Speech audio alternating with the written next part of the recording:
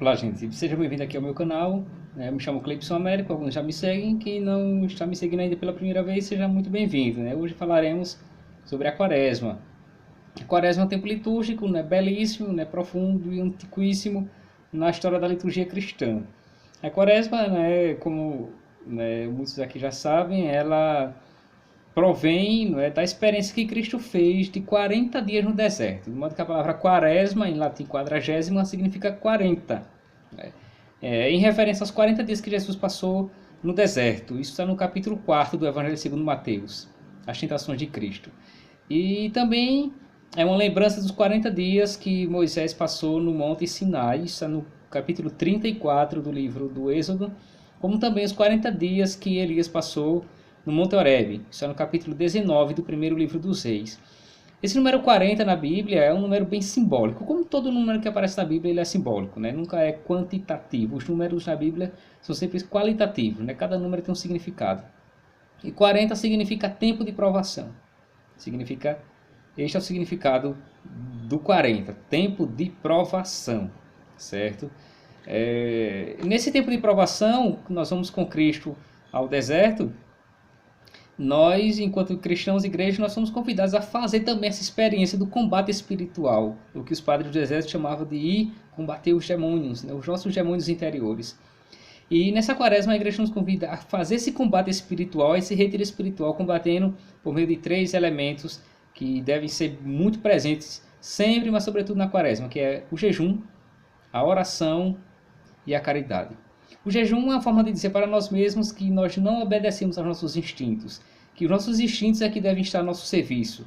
Nós é quem os controlamos e não eles quem devem nos controlar. Então o jejum é uma forma de dizer para o corpo que ele deve estar submetido à nossa espiritualidade e à nossa moralidade. É uma forma de dizer que quem manda nos instintos, nas vontades, nas apetecências, nos apetites da carne, somos nós. É você que manda no seu corpo e não o seu corpo que deve mandar em você. Porque quando nós deixamos o corpo e os instintos, os desejos carnais, corporais mandarem, eles fazem bagunça.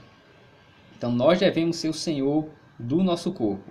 Então o jejum é uma forma de dizer isso, que quem manda em nós somos nós mesmos. Isso é uma forma de liberdade, de libertação. Porque quando fazemos jejum, nós dizemos para nós mesmos que nós somos livres, até em relação a nós mesmos. E essa é a primeira e grande liberdade, é quando nos libertamos de nós mesmos. Esse é a primeira grande vitória, quando conseguimos nos autodominar.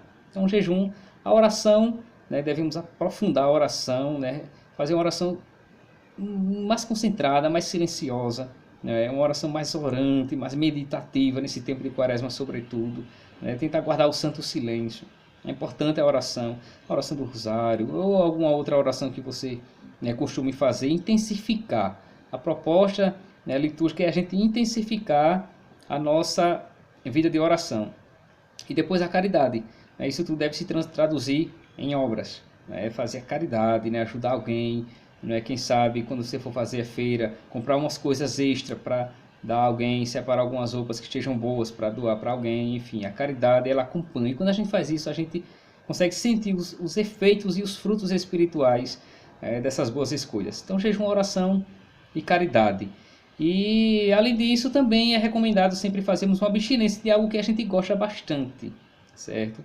Algo que, tipo, você gosta muito de chocolate, é viciado em chocolate, é viciado em Coca-Cola, sei lá, algum outro refrigerante, é viciado em um jogo, enfim, algum vício que você tem ou algo que você gosta bastante, você renuncia com forma de dizer que você é livre, que aquilo não domina você, aquilo está para você e não você para aquilo, entende? Então é importante fazer essa abstinência, lembrando que as abstinências devem ser suspensas aos domingos, porque o domingo, por ser o dia do Senhor, o dies Domini, nós não fazemos penitência. O domingo é sempre um dia sagrado. Então no domingo a gente suspende aquela penitência que estamos fazendo na quaresma. Até porque se contarmos as penitências com os domingos dá mais de 40 dias. Daria 46 dias. Então os domingos a gente não faz, porque a quaresma ela começa na quarta-feira de cinzas e termina na quinta-feira santa pela manhã. E quando se tira os domingos, quando se conta 40 dias exatamente, certo?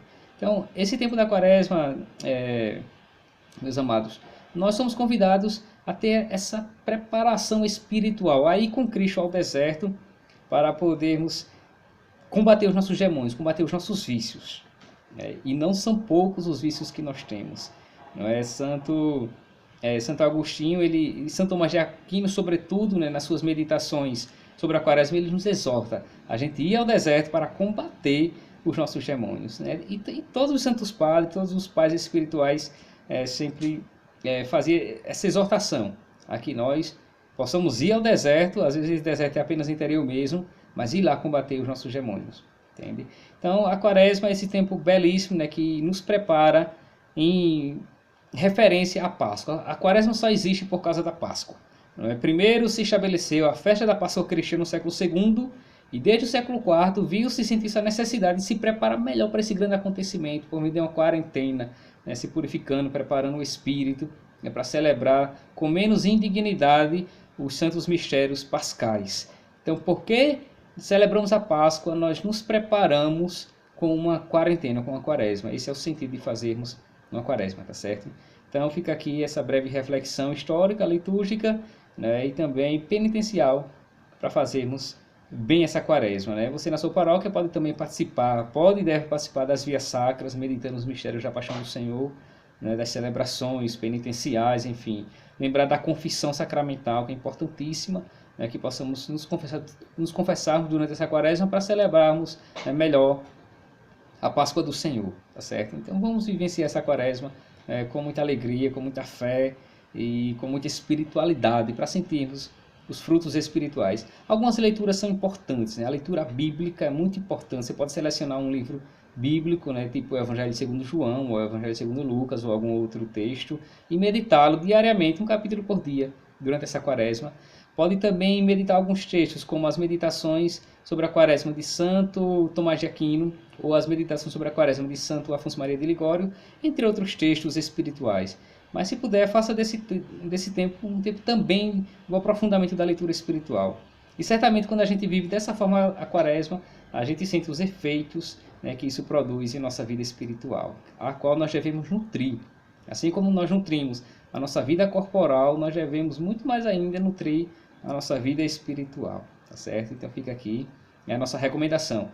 Não se esqueça de se inscrever aqui no nosso canal, Cleibson Américo, dá lá o seu likezinho, ativar as notificações, se inscrever para que venha a receber os próximos vídeos que eu fizer. E compartilhe, né, com as pessoas que você acha que deveriam escutar este vídeo, tá certo? Um abraço.